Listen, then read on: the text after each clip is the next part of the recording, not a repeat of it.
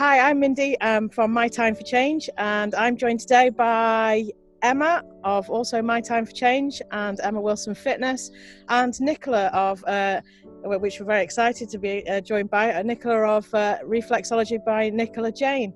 Today we want to talk about managing stress and relaxation through obviously our guest special, this topic of reflexology, but also Emma's know-how in terms of nutrition and well-being.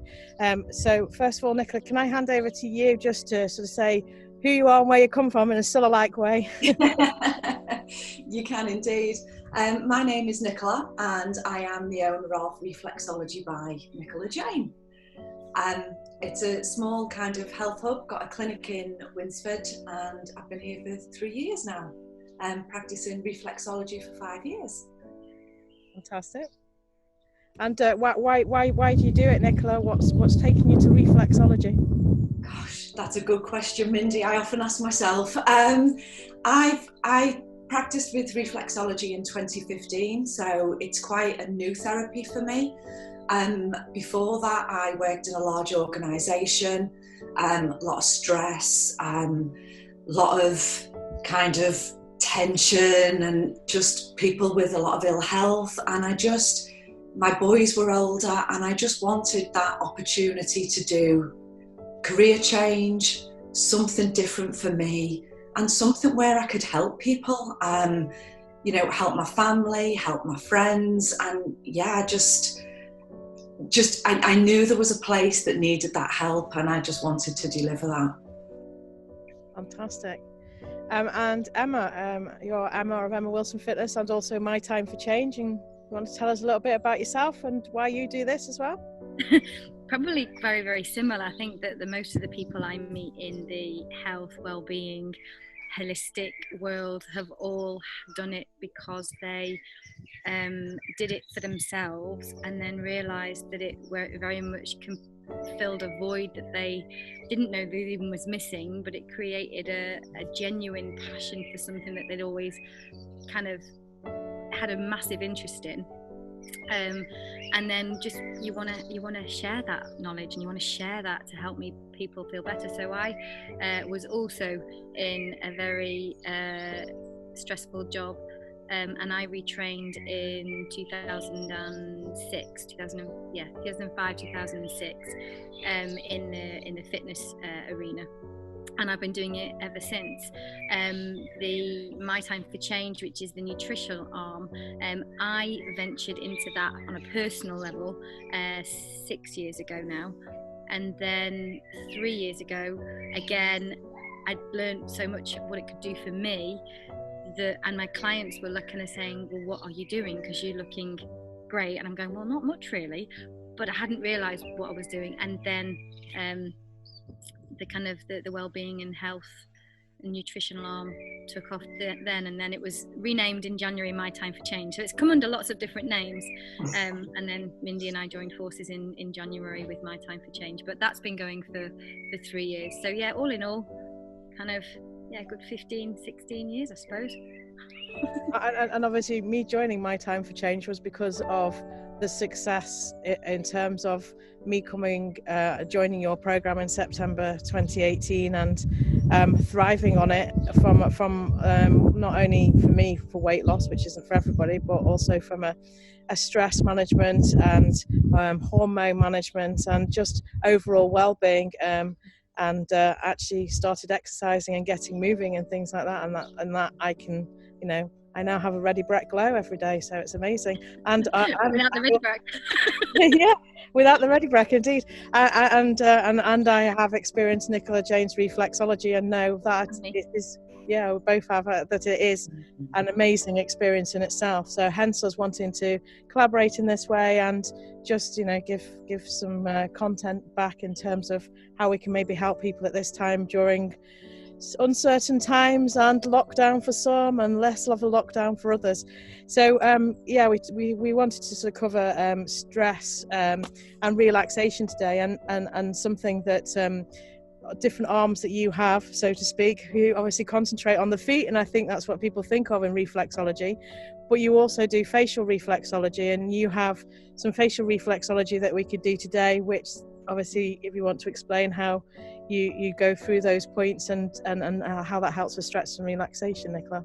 Yeah, sure. So facial reflexology is, as you say, Mindy, predominantly on the feet, and that is what it's known for. When I learned reflexology in college, I learned to do it on the feet, the hands and the ears. But since graduating in 2016, I've gone on and done a facial reflexology course because I didn't want anyone to lose out. And I think people will say, oh, I don't like my feet being touched. Well, we can do something on the face, and it's nice as kind of for homework as well. So if people do come in and they have the feet done, they can have homework on the hands, they can have homework on the face. So it's not about them coming to see me, it's about them taking little tips away to help themselves, between sessions to get, so they don't have to rely on coming to see me all the time. And I think giving people that information and empowering them is really important. So yeah, today I just thought we could do a very simple stress routine that you can incorporate yourself, as well, throw some water on your face, bit of moisturizer, and just give it a go. It can be done on, mums, dads, children, there's no age limit, no contraindications, everyone's all good to go. So the first point, are we ready? I need to move my glasses out the way, can't see a thing now. So the first point we're going to do is we're going to touch on the brain. So the brain reflex is down centre of your forehead. So centre of your forehead, kind of where it would cross in the middle. Sometimes you might feel a little dip, and if you just rotate very slowly, very gently, and just take a nice deep breath as you do that. You can use one finger, you can use two, and if you suffer with kind of migraines or tension headaches, it's actually really nice to use the back of a spoon. Especially if you've been staring at a computer all day or spend a lot of time on your phone. So this is your brain. The next point we're going to use is the shoulders. A lot of my clients use their shoulders to keep their ears warm, so they're kind of all tense like this. So the shoulder reflex it's here, it's at the top of your nose, at the end of your eyebrows, and if you just, sometimes it's easy to just get your thumbs and just kind of hook up and press in. And it can actually feel quite tender, but sometimes it's where we carry a lot of our stress and tension around our neck and shoulders. I'm now going to move on to the solar plexus. So if you take kind of the center of your eye line to your cheekbones, so straight down, and then as you can hook your thumbs under your cheekbones. Oh. Yeah. So this is your solar plexus. It's kind of all linked in with emotions, but it can be really tender. Mm. Nice. But yeah, it's a nice pain, isn't it? And then the next one we're going to go through is our diaphragm. It's all about relaxation and breathing. So from the nose, all the way under your cheekbones, right to the end. But again, to get to the reflex, if you press up against the bone, so if you press and hold, and then go out a couple of millimeters and press again, and then out a couple of millimeters and press again, bypass the adrenals, you'll feel that one, that's tender. Yeah, and as you just go along the bone. Now, if you're struggling to sleep or you grind your teeth at night, kind of at the end of the diaphragm line, so at the end of your cheekbone here, there's the muscle, and if you give that a rub, that's really good for sleep, or grinding your teeth, or you carry your tension in your jaw. So that's nice just to give a little rub there. But the final one, which will really hurt, is your adrenal glands. So it's probably a couple of centimetres out from your nose on your cheekbone, and just press up and hold. It will feel really bruised. Yeah. You will know when you've got it, but just to hold on to there is really, really quite powerful. I'm going to show you where that is on your hands as well, actually, because I do believe it's a reflex that we should work all the time. I'm not sure how well you can see this, but where kind of your thumb and finger meet, there's kind of just a fleshy bit in between, and you can either go finger on top or thumb on top, and if you just press in there. Oh, yeah. Yeah, I do that a lot on myself because I was aware of that one. Yeah. Having done a reflexology course myself a long time ago. Yeah. Well, again. Yeah, but I think that is not just. Of course, you know it's the adrenal gland, but I also think that there are lots of tendons and muscles in there too, with the way that we're typing and holding. Yeah. Enjoy that too. But yeah. But this can be done. You know, you've got a meeting in work. You can put your hands under the desk. You can give it a squeeze. Sat at the traffic lights, waiting for the kettle to boil. It's more accessible in work, isn't it, rather than kind of sat doing this with your face. It's a nice one for children to know that, I think, as well, when they're a bit anxious or they feel themselves getting worked up before exams or just general situations, potentially going back to school even. Yeah, and you know, we know ourselves, don't we? You take 2 weeks off, you go back to work, you feel that anxiety, don't you? You feel that stress. Yeah. But actually, when, you know, parents and children, we've been off for 3 months. Yeah, it's a good little thing, little routine to get into. I like those facial points. They're really lovely. Yeah, really tender. But yeah, and then we can always just finish with some raindrops just to wake up the nerve endings. Oh, nice. Yeah, just give ourselves a little shower. Nice deep breath. Make yourself feel better. That makes you really smile. That makes me really happy. Yeah, it does, doesn't it? That's the new having a meeting. Right, raindrops. Raindrops. Let's do it. Raindrops. Raindrops make you smile. So yeah, just a couple of little things that you can incorporate into your daily routine. I like raindrops. That's the big one now. That is definitely rain. We're gonna diffuse any situation with raindrops with the children and everything. Raindrops falling on my head. Everyone raindrops. Yeah. I mean, that's a nice song. For example, that's a nice song, and also raindrops on roses, and they're nice. They're all both nice. Anything with raindrops are nice. Nice songs too. Yeah. Yes. So that's fabulous, Nicola. I mean, we obviously can't wait until. Are you hoping to open sort of by the beginning of July? Are you? Is that right? I'm hoping the 6th of July to get back into clinic and start on the feet. Facial reflexology, unfortunately, is going to have to wait because of that distance when treating. So we'll have to do that ourselves. But yeah, hoping to be back in clinic on the 6th of July. Fantastic. That's exciting. Oh yeah, I better get my name on the list, hadn't I? Quick. Yeah. It's filling up already. Emma, obviously, from My Time for Change point of view, so a lot of the focus that's been during lockdown has been about community, because obviously the people have felt sort of bits of loneliness maybe and needing to connect with humans, but it also has been about sort of looking at how we help ourselves to manage some of the stress with obviously to do with the adrenal glands, as obviously Nicola's mentioned, but also levels of cortisol. And at the minute, a lot of us are probably spiking cortisol just because of all these changes, and it's up and down, and just our situation in terms of trying to homeschool maybe for some people, etc. And so, I mean, there's been a lot of jokes about the fact that, you know, people aren't far away from their fridge. There's a lot of humor out there, and it's turning to those comfort foods at this time. And so I suppose, yeah, you just want to talk a bit more about that, really.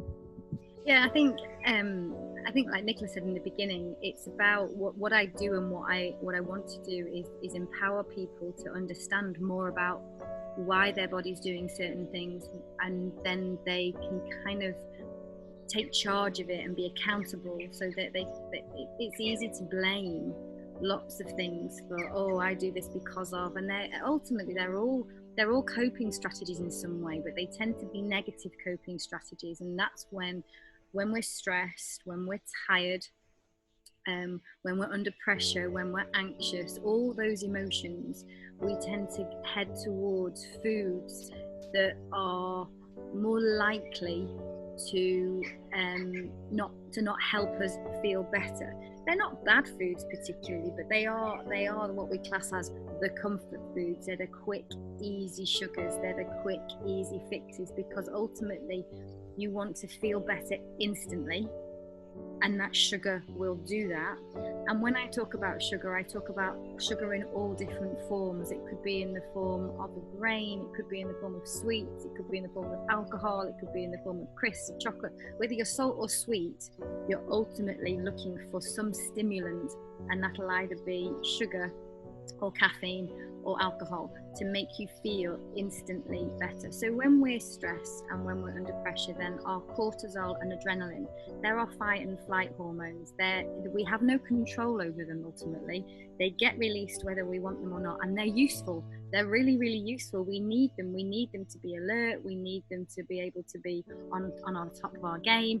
So they are there for a reason. But when we're under constant stress and constant fatigue, then they're being produced all the time. And when cortisol is high, it has an effect on our insulin, and it's insulin ultimately that is the driver behind what foods we go towards, what urges we have, what cravings we have, and when we feel those lulls. So between cortisol and insulin, they basically fight with each other. So you eat something, insulin gets produced. It gets produced whether we eat a piece of fruit or we have a clotted cream scone or a hobnob.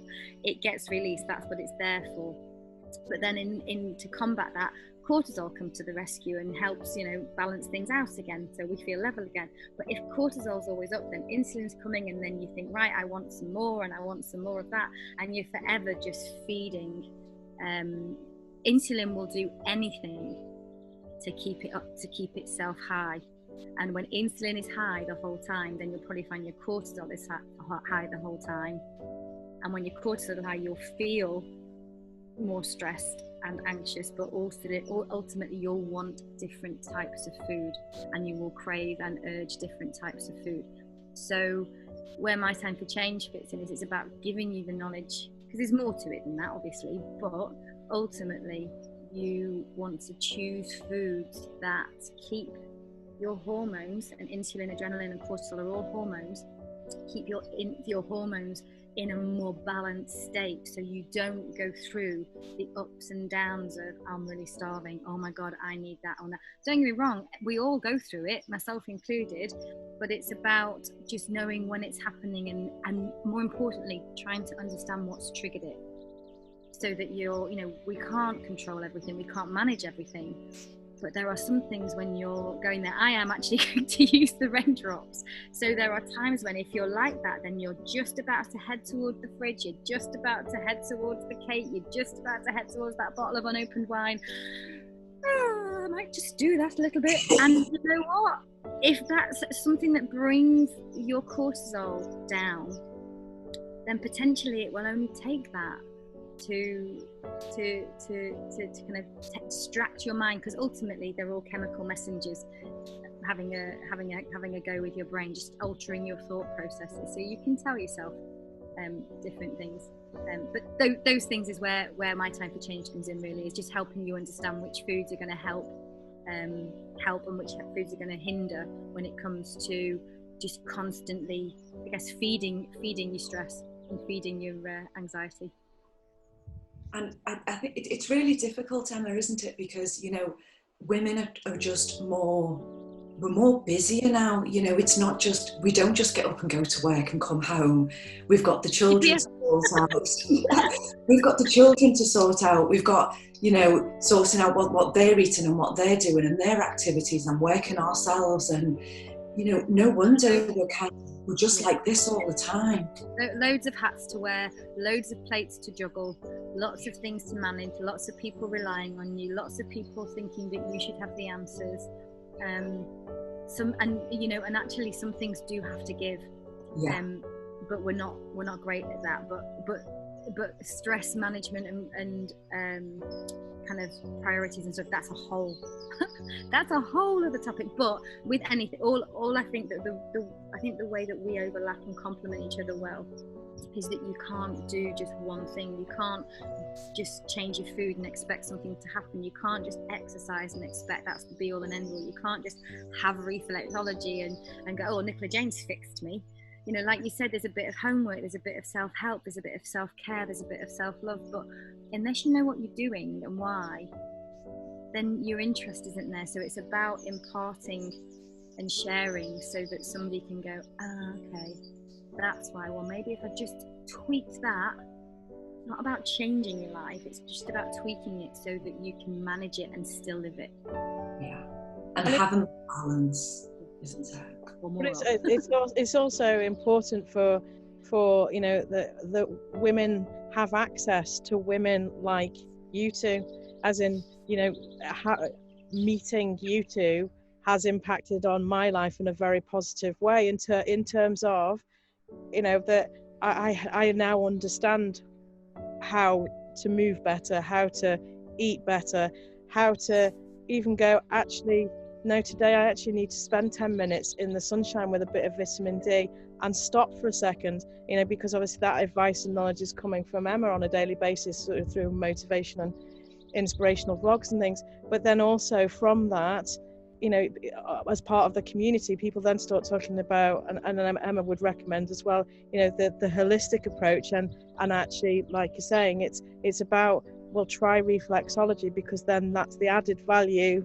to other parts. You know, it is all, you're just working on yourself the whole time, and you can't do it all in one go. And when you've kind of worked out one thing, it then allows you to kind of explore other avenues. And yeah, the more people, I have to get into people's heads almost, because that's where it all starts. But as I say, food, fitness, nutrition, no amount of me telling someone is potentially going to fix them. They may need some extra help, and that's where I think that, you know, when you're treating yourself again from the inside, which is what reflexology is doing, it's addressing the balance from within. It's not just sticking a band-aid over it, is it? No, not at all. At all. It's work in progress, isn't it? Yeah, but that's the most exciting thing, I think, is that enlightenment that comes with the fact that you can do all of these things to help yourself, and actually you feel amazing. So where there's a lot of people that are reaching, you know, 35 plus with the perimenopause, and think, you know, people, I mean, Emma will say this, the people that say this to her all the time, oh, well, you know, I'm this age now, so I have to put up with this is how I'm supposed to be. And actually, it's so enlightening when you meet, like you say, like people like yourselves, that actually there is so much more in yourself to give, to discover, to find, and feel happy and healthy, and it is really exciting. And equally, when people kind of hit, you know, post menopause or at an age, there is never an age where it's too late to start working on yourself. There is always something that you can improve on, and the people that are on, certainly my courses, or people I see that either come to classes or on courses that are, you know, 65, 70, 75, they're seeing gains as well. They're blossoming. I wish I'd known about this when I was, you know, the reason I got into this was because I had not a great time between the ages of 26 and 32. But in that time, I went to reflexology, I went to acupuncture, I went to homeopathy. I tried them all to self-help, and eventually you come out the other side, which is why I'm such a big believer that they are there to help, but not on, yes, they can be on their own, but you have to take responsibility yourself. Yeah, it's a combination, isn't it? And when you add to that combination, the more things you put in the pot, then yeah, definitely the better. So because you're both so awesome, and because obviously we need to know, everybody needs to know how basically that, well, how do we find you? How first of all, Nicola, how do we find you? And Go for it. So my website is www.reflexologybynicolajane.co.uk. So you can run that through Google. Facebook, my Facebook account is quite active. But yeah, if you just pop my name into Google and you can find me. And on Facebook, are you Reflexology by Nicola Jane? I am, yes, yeah. And or you can bob me an email, which is info@reflexologybynicolajane.co.uk. But all my contact details are all on the website. Yeah. Fantastic. And Emma? Well, you can contact me in two different ways. You've got emmawilsonfitness.co.uk, you've got mytypeofchange.co.uk, and then you've got Facebook accounts for both of those, Emma Wilson Fitness, My Time for Change 2020, and the Instagram handles the same, Emma Wilson Fitness 1 and My Time for Change 2020. And so, there's plenty of content on YouTube, both channels as well. Oh yeah, now we've got YouTube too. So brilliant, both of you. Thank you so much. Thank you, Nicola, for joining us. We look forward very much to getting our next appointments with you. You can get your hands on us. Yeah. Thank you very much, Nicola. Very welcome. Take care. Bye. Bye-bye.